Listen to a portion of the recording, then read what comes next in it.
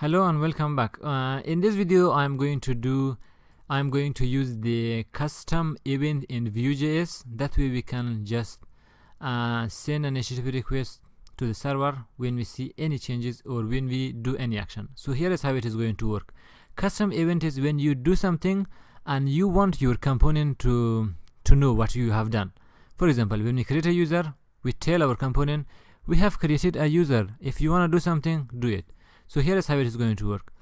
You create an event, you say like this $emit, it is like shouting, I have done something, here is what I have done. And in your component, you can listen for that one. You see v on my event, which refers to this one. And then after you heard about this event, which we have it, then you can do something. For example, you can call a function, and that function is going to send an HTTP request to the server and fetch the new data and display it for the user here.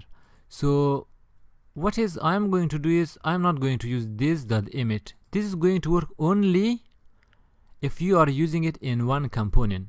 So here is the point I'm saying. Basically this is what we want, but I just want to show you another way of doing it, because in the future we might learn about component communication, where you just change something in one component and you want the other component to know that we have changed something. So that is called component communication. If you want to do that, you should have a global event listener object. So that is how we are what we are going to do. So in my app.js here, what I'm going to do is I'm going to say window.fire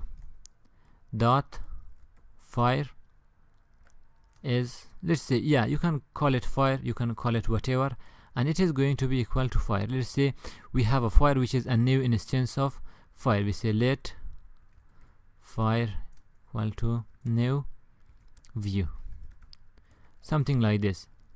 So fire is a new instance of Vue.js, and now we assign fire to the window. It means we can access it everywhere in our browser, in our application. So that is basically what we do. When we use the fire, we say we use the fire to, let's say we use the fire to create a custom event. So you can make it a lot shorter, like you can cut it and put it here. This is also going to work the same, so you can remove this one. I just want to explain how it is going to work. So you save your file. Now everywhere your application, you have access to the fire, and then you can emit an event. So let's start doing it. In the previous video, we did it using the create and just send a HTTP request every 3 seconds. So what I'm going to do is I'm going to comment this one and I will save it. So here is what we are going to do. You know, when we load the user, this function is going to be called, but when we create the user, we show the progress bar, we send an HTTP post, we post an HTTP request to the server, we hide the model, and then we show the toast, and this is it, and then we finish the progress bar. So what I'm going to do is I'm going to fire an event once we create the user. Here is what we are going to write. So what I'm going to write is we say fire, then $emit, something like this. So we are just creating a custom event. What I'm going to name this one is, we say after created. Is this correct? After create or after created, whatever, you can just name it and you can save it. Now when we create the user, we have an event called after create. Everywhere in our application we can just listen to that one. After we listen to that one, and we can just fire an event. So here is how you listen.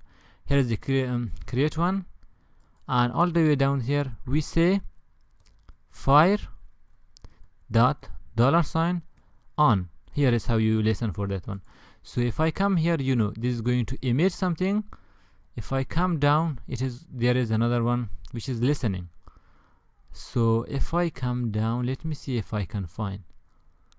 So you can listen to this one, you can emit a function, and this one is listening. There should be something called on, which is, this one is emit, and on should, it was all the, here is v-on, which you can just use if you are using the component, but inside your component. But since we are using it in JavaScript, you can just listen it here. So here is how you do it. So now we say, if we heard about something called after create, what we are going to do is we can call a function here, call a function like this. So again, I will use the ES6 and say just call the function like this one. Yeah, this is going to be the same way. And here I say this.load user. Easy. Now it is just waiting for this event. After we create the event, after creating the user, it is going to load the user again, which call the function, and it will re-update the data. So let's see if it is working. I save the file, coming here, yeah, it's successfully updated. So this time if I refresh it, we don't have any extra like request to the database. I think it should work so far. Yeah, we send one request, we do not send anything after 3 seconds. So let's create a user.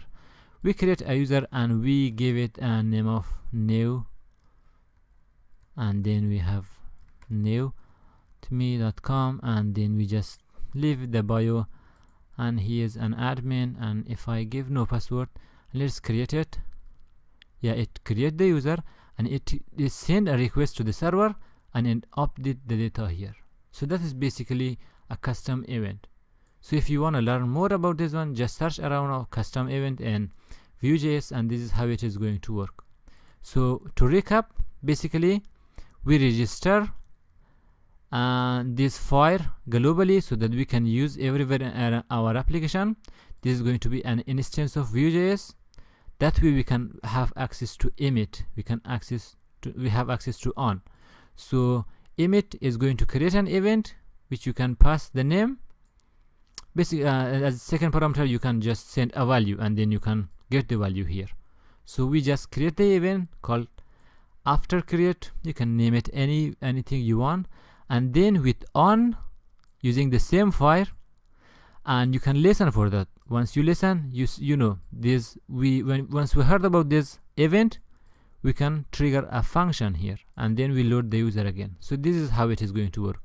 Now anywhere in your application you have access to this portion. It means if you create something here, any component in your application can listen for the event and then fire something. So this is very easy in Vue. This is called component communication, and this one is of course the custom event, but you can use this portion in any component and communicate between components. So yeah, that's it. I hope it has been informative for you. If you have any question, feel free to ask below the video, and I will just continue recording because there are many more things to be done. So feel free to just skip the video, but I'm going to talk a little more about this stuff. The thing is, like, there are so many things, so many people like ask question what the application is going to do. I'm going to bring new features. So this is just a hands-on tutorial. I just want to show you different way of doing things, the right way and the wrong way maybe, or the different way. There is no wrong way. Some people just do it and they do not care about the performance. Yesterday, the thing like we did yesterday was a little like, if I come to the taskbar, you know, sometimes if you are sending too much HTTP requests, Chrome is going to take too much of the RAM, yeah, here. So this is going to be a little like headache for some computers. So that's why I just care about the performance of the user. If user is going to use your website, so they have to have enough RAM so they can use. So that is about the performance, and there are many more things we can improve. So the third way is using something called pusher. This is not the correct way of doing things. This is correct, but the thing is, we change it in the server. But if someone else somewhere else is going to use our application, they will not know that we have a new data. So because it is in my computer, what is the right way is using Laravel Echo. Laravel Echo is working like this. It is going to check in the server. If you have new data, it is going to trigger an event, or it is going to send the new data. The thing is, if you are using Laravel Echo, you should use a tool called pusher.js, something like that. So what is like, this is going to be a free version, but for large applications you have to buy, like you have to pay them. If you go to their pricing, you know that it is not going to be free forever. So for us it is just fine for now, because we are having a small application. The thing is, like, pusher works like this. It is going to check if you have a new data in your database. If you have, it is going to broadcast an event and to the all user, and all user will just understand that we have new data. It will refresh their page, something like that. So this is how they work, but for us it is working only in the client. So I hope it has been informative for you. If you have any question, again, feel free to ask below the video, and thank you for watching, and see you in the next video.